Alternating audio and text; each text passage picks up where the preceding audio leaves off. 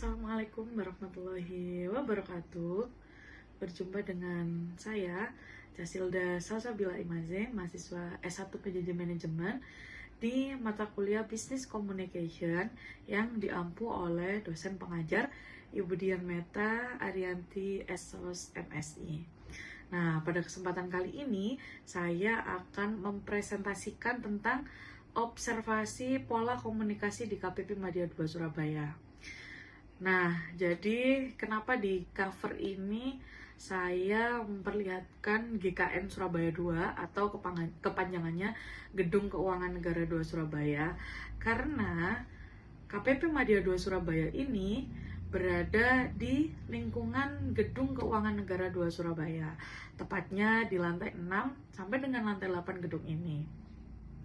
Nah, KPP Madya 2 Surabaya ini merupakan bagian dari unit vertikal Direktorat Jenderal Pajak Kementerian Keuangan yang beroperasi sejak 24 Mei 2021 saat reorganisasi DJP dalam rangka reformasi perpajakan. Nah, tupoksi dari KPP Madya 2 Surabaya ini memberikan layanan dan pengawasan bagi wajib pajak strategis yang memiliki usaha kompleks dan tersebar di berbagai wilayah.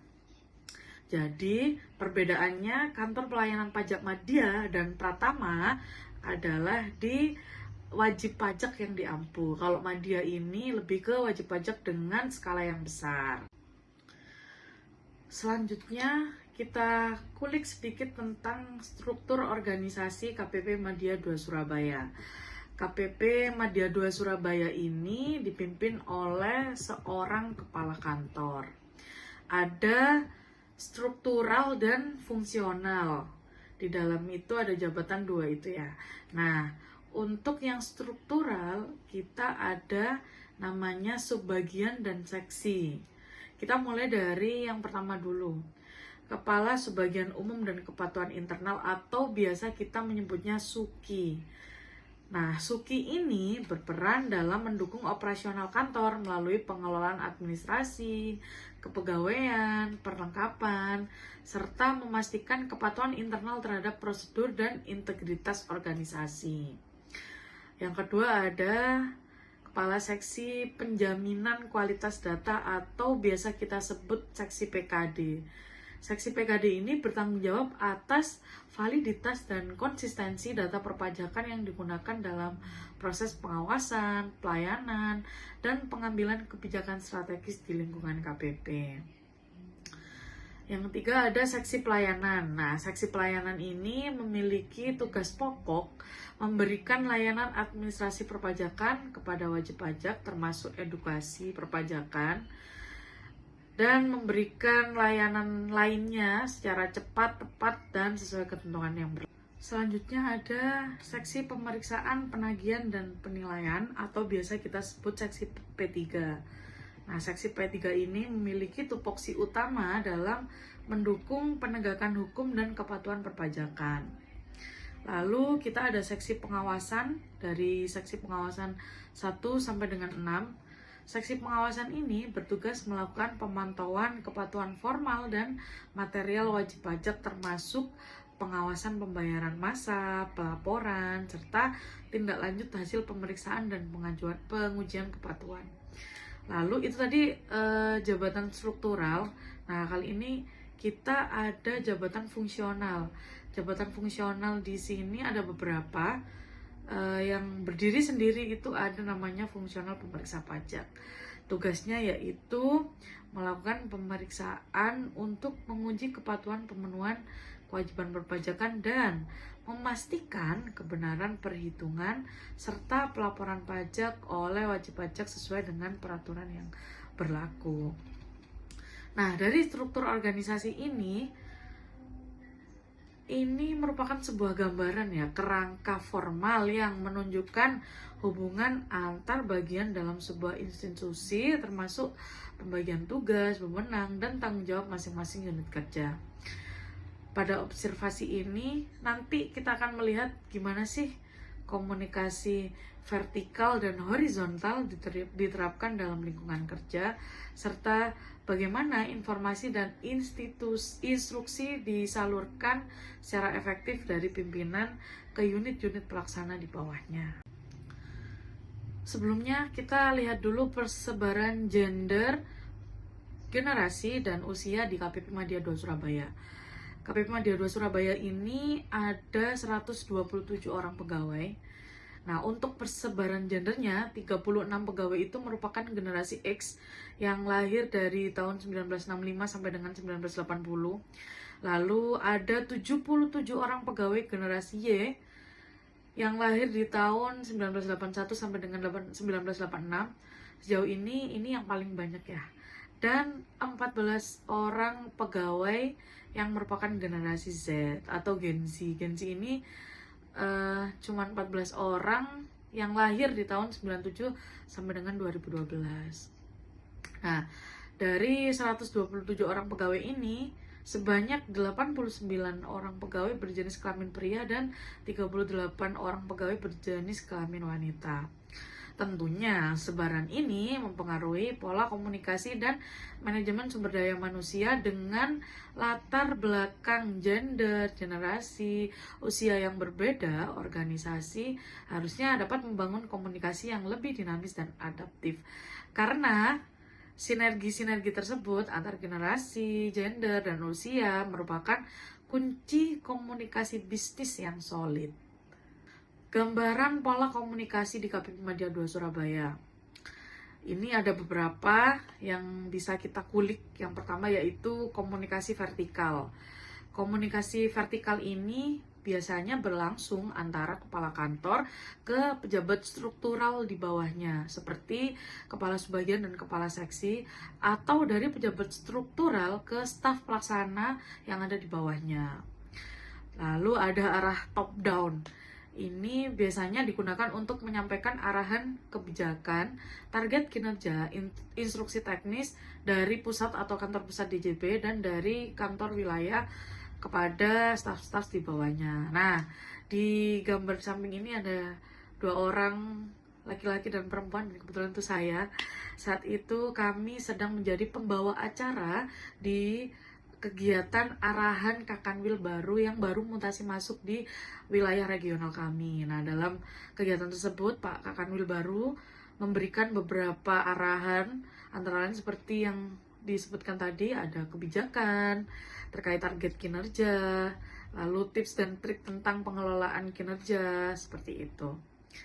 Selanjutnya arah bottom up. Nah, ini biasanya digunakan untuk menyampaikan laporan pelaksanaan tugas, permasalahan teknis yang ada di lapangan, hingga aspirasi pegawai.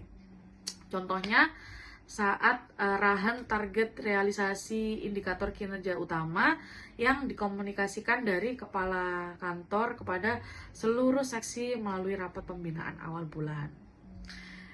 Yang B, ada komunikasi horizontal.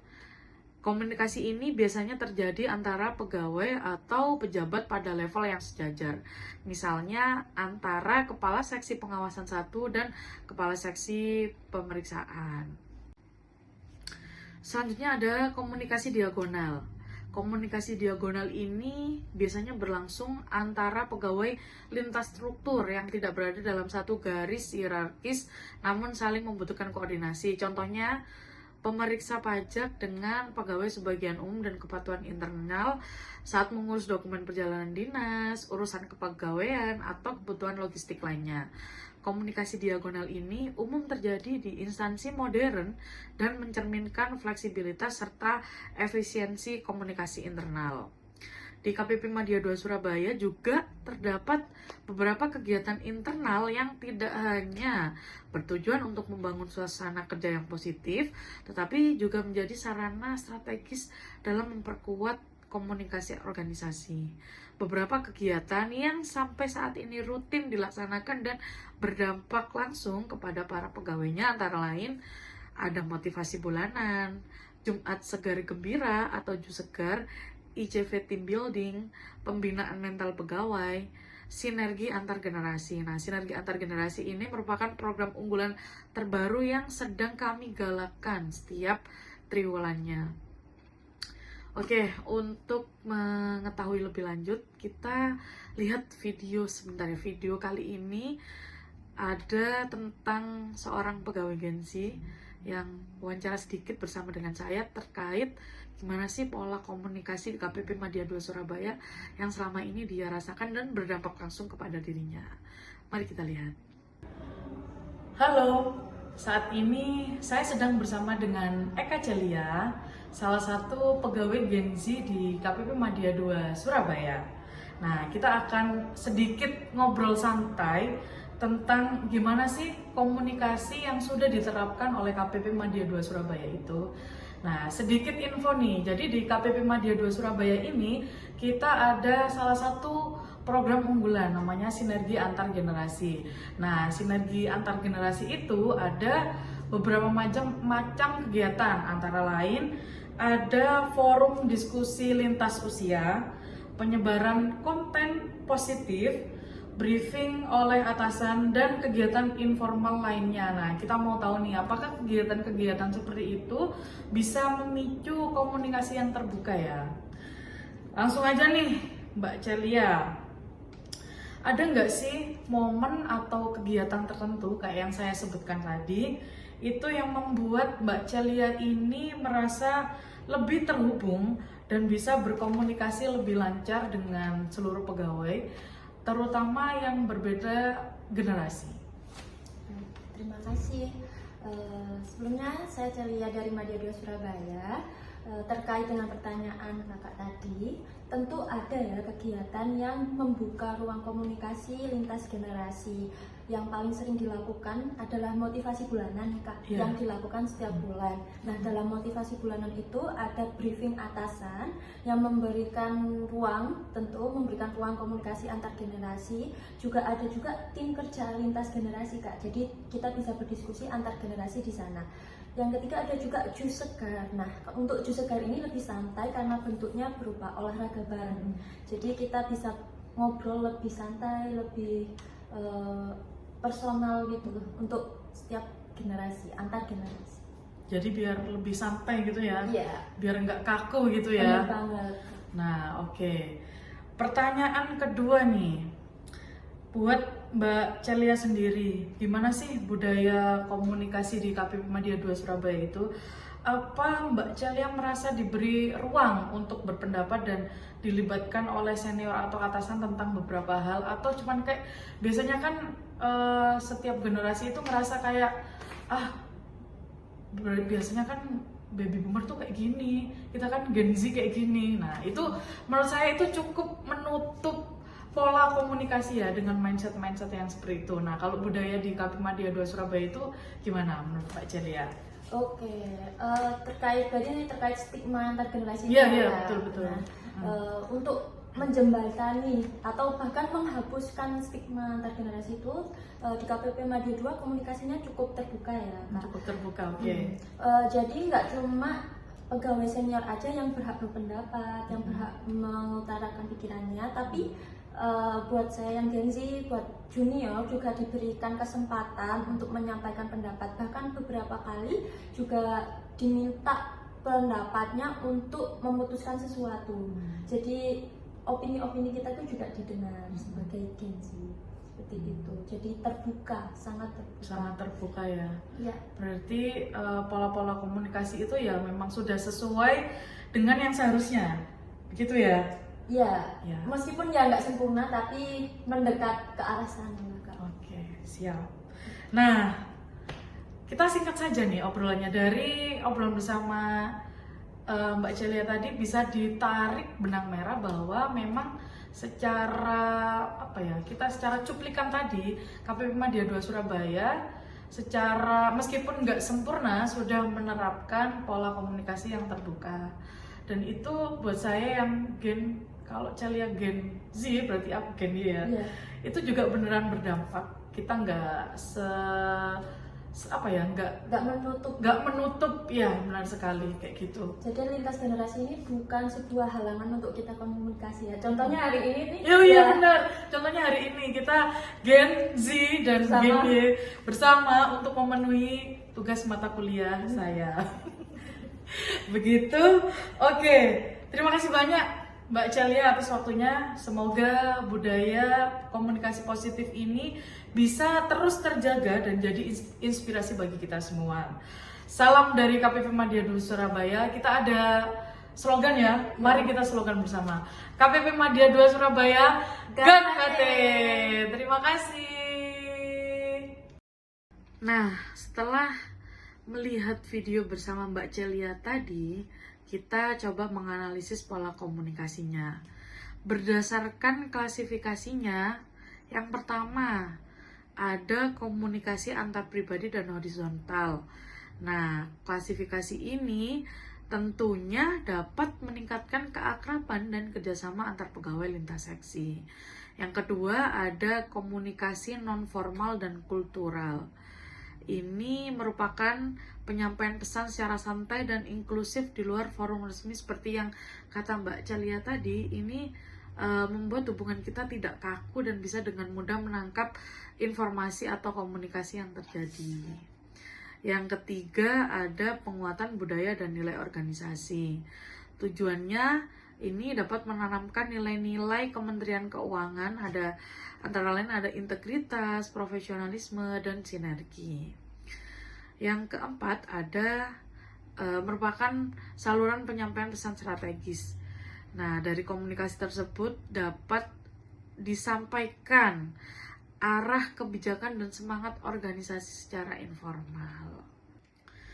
Berdasarkan observasi dan pemetaan kegiatan, pola komunikasi di KPP Madya 2 Surabaya terbukti telah mengintegrasikan prinsip-prinsip komunikasi organisasi modern yang efektif. Sebagaimana dijelaskan dalam teori business communication, berikut adalah hasil analisisnya secara tematik. Yang pertama, komunikasi berjalan secara efektif dan strategis. Berlangsung tidak hanya melalui instruksi formal, tetapi juga melalui kegiatan informal yang dirancang secara strategis untuk menyampaikan pesan organisasi. Yang kedua, komunikasi vertikal, horizontal, dan diagonal berjalan seimbang. Komunikasi berjalan efektif di semua arah, diperkuat dengan kegiatan yang mendorong kedekatan lintas fungsi, jenjang, bahkan generasi. Yang ketiga, penguatan hubungan antar pribadi dan kohesi sosial. Dalam banyak kegiatan internal, komunikasi antar pribadi menjadi titik fokus penting. Interaksi dalam suasana informal yang cair mendorong rasa percaya, keterbukaan, dan empati antar pegawai lintas usia dan jabatan. Yang keempat, ada komunikasi berbasis nilai dan budaya organisasi. Kegiatan seperti pembinaan mental pegawai dengan topik kerohanian, kejiwaan, kompetensi, dan ideologi menunjukkan bahwa KPP Madya 2 Surabaya menggunakan komunikasi sebagai alat untuk membentuk karakter, budaya kerja, dan nilai-nilai bersama. Yang kelima, sensitivitas terhadap keberagaman dan komunikasi lintas budaya. Sebagai kantor yang terdiri dari pegawai dengan latar belakang usia, etnis, generasi, budaya berbeda, serta melayani wajib pajak besar dengan gaya komunikasi profesional, KPP Madya 2 Surabaya berhasil menumbuhkan komunikasi yang inklusif. Nah, kesimpulan analisisnya, kegiatan internal yang dijalankan oleh KPP Madya 2 Surabaya bukan hanya bentuk kebersamaan atau hiburan saja, tetapi merupakan alat komunikasi strategis yang sangat selaras dengan teori komunikasi organisasi. KPP ini telah menjadi contoh praktik komunikasi organisasi sektor publik yang progresif, humanis, dan efektif.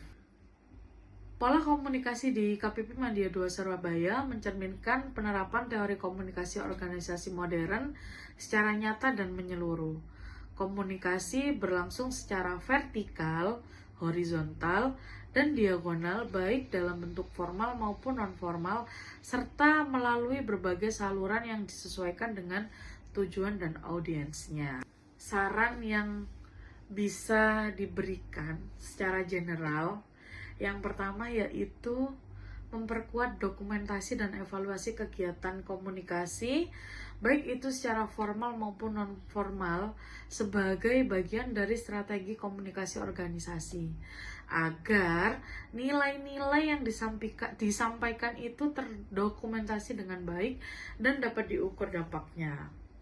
Yang kedua yaitu mengembangkan media internal interaktif seperti buletin pegawai, podcast kantor, atau papan ekspresi digital yang bisa menampung ide, kritik, atau apresiasi pegawai secara terbuka. Yang ketiga, terus jaga keberagaman pendekatan komunikasi agar bisa menjangkau seluruh elemen pegawai, baik yang struktural, fungsional, milenial, Gen Z maupun senior, demi membangun sinergi organisasi yang lebih kuat dan tangguh. Demikian presentasi dari saya, semoga bermanfaat. Terima kasih. Assalamualaikum warahmatullahi wabarakatuh.